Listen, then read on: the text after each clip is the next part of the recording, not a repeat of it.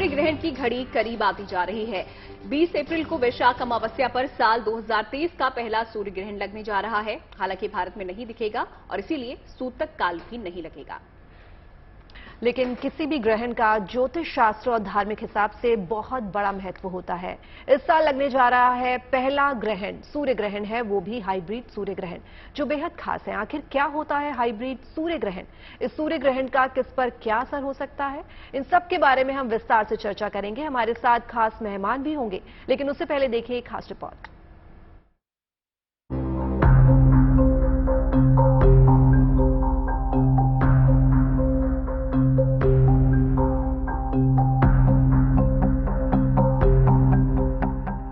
ग्रहण एक अहम खगोलीय घटना है। ज्योतिष शास्त्र में भी इसे विशेष महत्व दिया गया है। साल 2023 का पहला सूर्य ग्रहण 20 अप्रैल को लगने जा रहा है।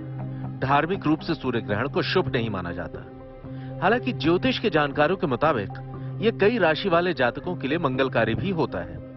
मसलन साल 2023 के पहले सूर्य ग्रहण को वृष, मिथुन, धनु, मीन राशि के जातकों के लिए शुभ बताया जा रहा है।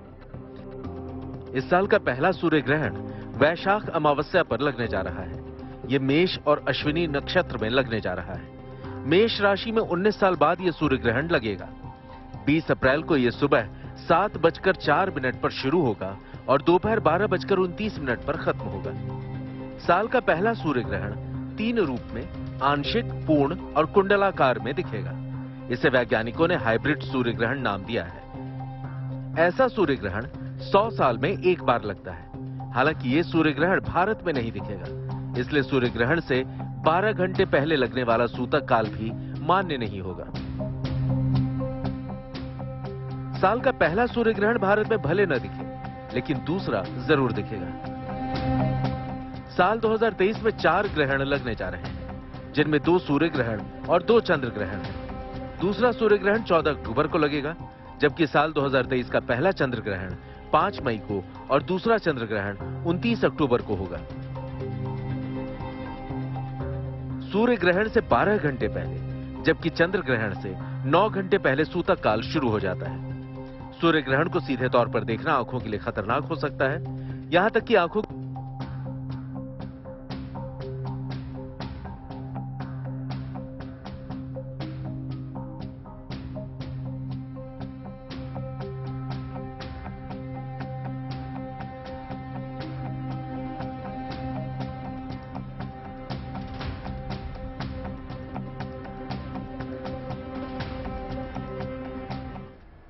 तो सूर्य ग्रहण को लेकर लगातार चर्चा हम जीएनटी पर हर रोज कर रहे हैं और समझने की कोशिश कर रहे हैं कि किस प्रकार ये असर डालने वाला है भारत पर भी। हमारे साथ खास मेहमान संजय शर्मा जी स्टूडियो में मौजूद हैं। बहुत बहुत स्वागत है पंडित जी आपका इस खास शो में। और सबसे पहला सवाल तो आपसे यही करना चाहूंगी, क्योंकि सूर्य ग्रहण को लेकर चर्चा कर रहे हैं और साल का ये पहला सूर्य ग्रहण होने वाला है, तो ऐसे में किस तरीके से ये असर डालेगा, कब पड़ रहा है, समय की जो शुरुआत है वो कब से हो रही है? 20 अप्रैल को हालांकि तारीख हमें पता है, लेकिन कितने बजे से कितने बजे तक ये सूर्य ग्रहण रहने वाला है? सबसे पहले तो ये जान लेना जरूरी है कि सूर्य ग्रहण जो है इस वर्ष जो है अश्विनी नक्षत्र में आ रहा है और सूर्य जो है उच्च राशि में उस वक्त होते हैं। और सूर्य उच्च राशि में होने के कारण केतु के नक्षत्र में जो है सूर्य ग्रहण लग रहा है, और केतु जो है शत्रु है सूर्य का, और जिस कारण से जो है ये ग्रहण जो है मेष राशि वालों के लिए भी काफी खराब रहेगा। और इसमें क्या है कि सूर्य उस वक्त जो है 3 ग्रह एक साथ हैं, सूर्य बैठा है, राहु बैठा हुआ है, और ये ग्रह एक साथ होने के कारण से इस ग्रहण का जो प्रभाव है काफी राशियों के लिए काफी खराब रह सकता है। और जैसे आपने समय पूछा, सुबह 7:04 से लेकर और 12:29 तक इस सूर्य ग्रहण का प्रभाव जो है रहेगा। और इसको कभी भी जो है बिना चश्मे के नहीं देखना चाहिए, परंतु भारतवर्ष में ये सूर्य ग्रहण नहीं है, क्योंकि इसमें पैरागामी अल्ट्रावायलेट रेज होती हैं जो हमारे शरीर को, पेट के अंदर शिशु को और प्रकृति को, क्योंकि हमारे शरीर के अंदर जो है 70% जो है पानी होता है, जिस कारण से जो है सूर्य की किरणों से जब हम इफेक्ट कर जाते हैं, किसी का ब्लड प्रेशर बढ़ सकता है, किसी को जो है डिहाइड्रेशन हो सकता है, नाना प्रकार की जो है चीजें हो सकती हैं ग्रहण के वक्त। और इस ग्रहण का जो प्रभाव हर मानव, जीव जंतु, पशु पक्षी, हर इंसान के ऊपर और जीव जंतुओं के ऊपर भी, और जल तत्व जितने भी हैं, समुद्र हो चाहे कहीं भी हो पृथ्वी पे, इसका प्रभाव जरूर पड़ता है। और प्रभाव क्या है वो जान लेना भी बहुत जरूरी है। सबसे पहले तो ये बता दूं कि सूर्य ग्रहण जो है मेष राशि के ऊपर है। इन राशियों के हिसाब से भी काफी प्रभाव रहने वाला है। और सबसे पहले मेष राशि की बात कर लेते हैं। मेष राशि पर इस ग्रहण का काफी अच्छा प्रभाव रहेगा। इनको धन धान्य की प्राप्ति होगी, परंतु मानसिक संतुलन बिगड़ने का डर रहेगा। वृष राशि वालों के लिए काफी ज्यादा एक्सपेंसेस बढ़ जाएंगे, स्ट्रेस बढ़ जाएगा। ट्रैवल से जो है ज्यादा ट्रैवल ना करें जिनकी वृषभ राशि है। ग्रहण के दिन तो मैं ये कहूंगा कि पूरे ब्रह्मांड में कहीं भी आप यात्रा कर रहे हैं तो कोशिश करें कि ट्रैवल से आपको बचना चाहिए। मिथुन राशि के लिए धन धान्य की वृद्धि करने वाला है और शारीरिक, मानसिक, भौतिक सभी प्रकार के जो है सुख देने वाला रहेगा। और जो जल तत्व वाली राशि है, जैसे कर्क राशि है, वृश्चिक राशि है, मीन राशि है, इन राशियों के ऊपर ग्रहण का प्रभाव सबसे जल्दी होता है, क्योंकि जब भी कोई ग्रहण पड़ता है तो जल तत्व राशि जो है उनके अंदर भी 70% वाटर है, परंतु उनका जो माइंड है, चिंतन है, वो काफी जल्दी बदल जाता है। और ऐसे जिन कर्क राशि वाले जो लोग हैं या वृश्चिक राशि वाले हैं या मीन राशि वाले हैं, उनके मन में विचार बदलना शुरू हो जाते हैं। ऐसे ग्रहण में जो है इनको बड़ा शांति से मौन व्रत रख करके, ध्यान मेडिटेशन करके, और जो भी सिद्धि आप प्राप्त करना चाहते हैं, जो भी कहते हैं कि मन के अंदर जो इच्छाएं हैं, मौन व्रत करके, भगवान का ध्यान करके, मेडिटेट करके जो भी प्राप्त करना चाहते हैं, या कोई मंत्र अगर आप सिद्ध करना चाहते हैं तो उस वक्त जो है आप मंत्रों को सिद्ध भी कर सकते हैं। और सिद्धि प्राप्ति के लिए ग्रहण का जो समय है वो सबसे बढ़िया होता है। उस वक्त जो है प्रकृति, नेचर सबको और मन को कंट्रोल करके और एकांतवास में बैठ करके और ग्रहण में जो मंत्र सिद्ध किया जाता है।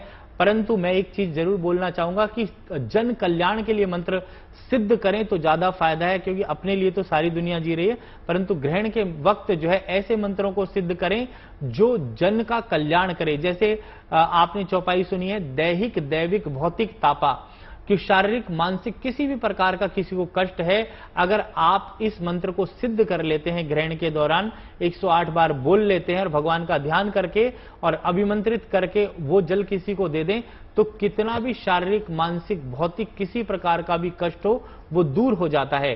तो मैंने बताया कर्क, वृश्चिक और मीन। इसके अलावा जो है, जो राशि हमारे जीवन के अंदर सिंह राशि वालों के लिए थोड़ा सा खराब रह सकता है सूर्य ग्रहण, और इसका प्रभाव सभी राशियों के लिए वैसे ओवरऑल अच्छा रहेगा, परंतु मैं बोलूंगा सिंह राशि वालों और कन्या राशि वालों के लिए जो है थोड़ा सा मन को अशांति इसमें ना आने दें। और कुछ मंत्रों का मैं सबको ही बोलूंगा कि जाप करें। सबसे पहले जो लघु मंत्र है, ओम घृणी सूर्याय नमः, ये सूर्य का मंत्र है। इसको जो है आंख बंद करके सूर्य का ध्यान करके करना चाहिए। संजय जी, कहा भी जाता है कि जब ग्रहण यहाँ पर चल रहा हो तो ध्यान लगाना चाहिए, मंत्रों का जाप करना चाहिए। तो ऐसा ही 20 तारीख को आप भी जरूर कीजिए। हमारे साथ पंडित दिवाकर त्रिपाठी जी भी जुड़े हुए हैं।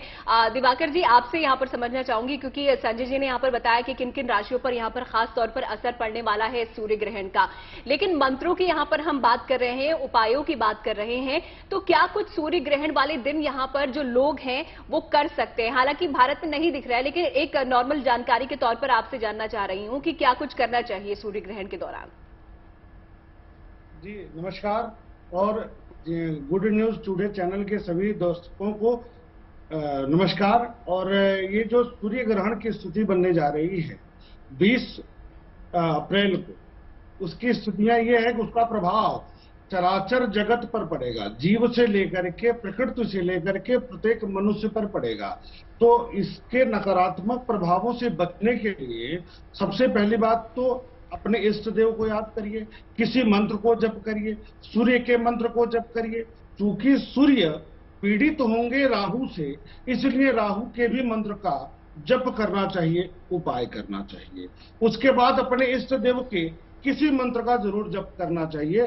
इससे जो प्रकृति में सकारात्मक ऊर्जा है उसका अधिक से अधिक आप उसको ग्रहण कर पाएंगे, अपने जीवन में उसका उपयोग कर पाएंगे। जैसा कि आचार्य जी ने कहा कि जगत के कल्याण के लिए इस समय अगर अनुष्ठान किया जाए, यज्ञ किया जाए, हवन किया जाए और तप किया जाए तो उसका श्रेष्ठ लाभ प्राप्त होता है। कारण क्या है कि ऊर्जा का एक प्रवाह, तरंगों का एक प्रवाह है, हमारे बीच में उपस्थित रहता है। तो जैसी हमारी सोच होगी, जैसी हमारे मन की वृत्ति होगी, उसी प्रकार की सिद्धि प्राप्त होगी। यदि हम सही उद्देश्य, सकारात्मक उद्देश्य को लेकर के मंत्र का जप करते हैं, इष्ट देव के किसी मंत्र का जप करते हैं, तो उसका लाभ प्राप्त होगा।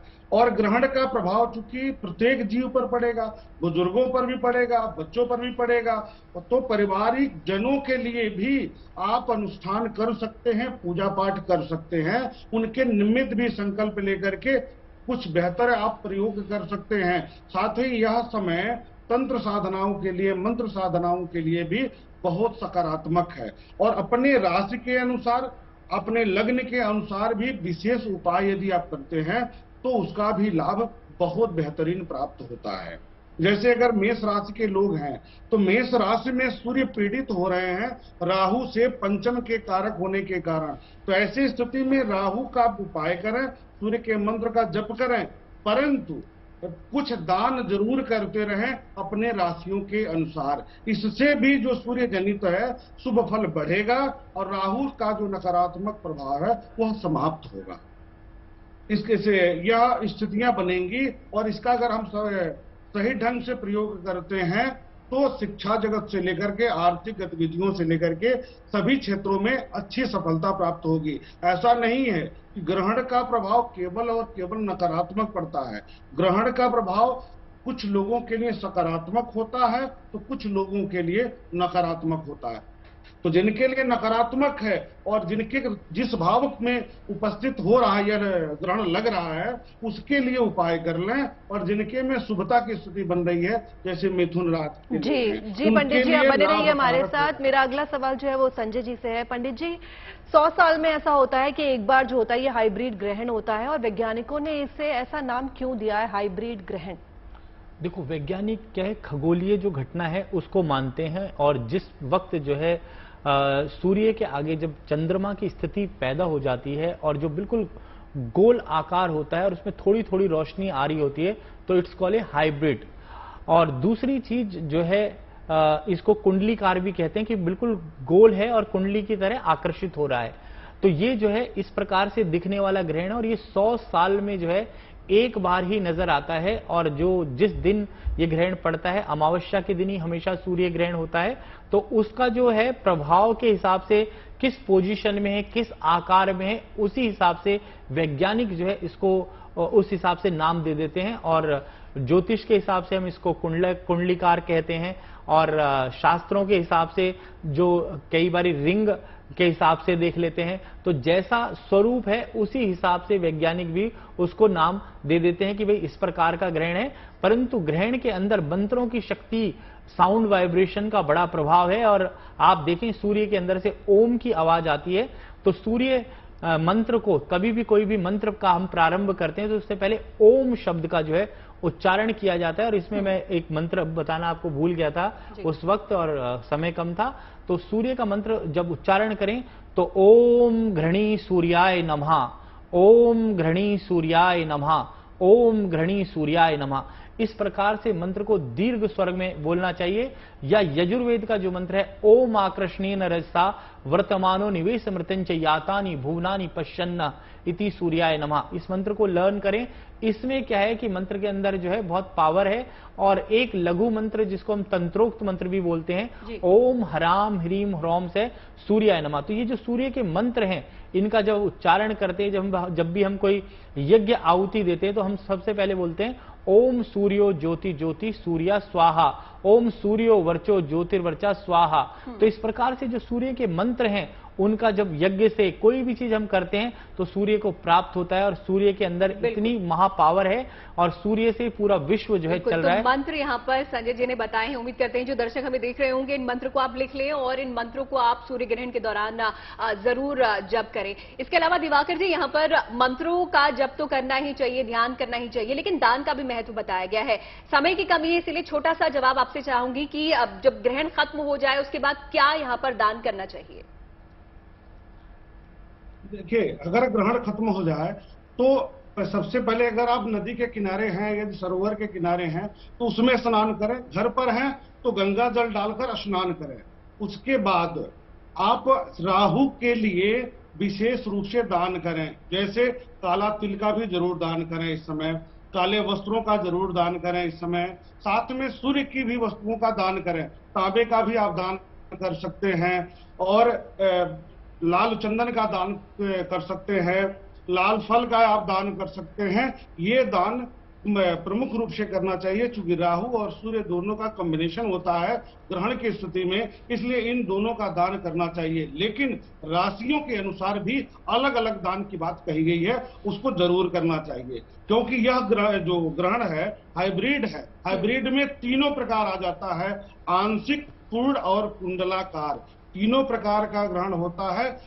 ऐसे में 100 वर्षों के बाद जो स्थितियां बनी हुई हैं, तो इसका प्रभाव बहुत सकारात्मक या नकारात्मक रूप से जरूर पड़ेगा। इसलिए कुछ विशेष है जो सब लोग कर सकते हैं, राशियों के अनुसार अलग अलग भी इसका जिसमें दान किया जा सकता है। बिल्कुल। फिलहाल किस प्रकार यहाँ पर एक राशियों के हिसाब से नहीं, बल्कि हर कोई जो लोग हैं, जनता है, वो सूर्य ग्रहण के बाद दान पुण्य कर सकती है, स्नान कर सकती है, और जैसा कि संजय जी ने बताया उन मंत्रों का जप भी कर सकती है। इसी के साथ बहुत बहुत शुक्रिया संजय शर्मा जी आपका हमारे साथ जुड़ने के लिए इस खास कार्यक्रम में। दिवाकर त्रिपाठी जी आपका भी बहुत बहुत शुक्रिया हमारे साथ इस खास कार्यक्रम में जुड़ने के लिए। तो फिलहाल के लिए हमें दीजिए इजाजत, लेकिन फिर आपसे मुलाकात होगी कल इसी समय पर और दोबारा चर्चा करेंगे कुछ और मुद्दों पर सूर्य ग्रहण से जुड़े हुए। लेकिन फिलहाल के लिए दीजिए इजाजत, देखते रहिए जी।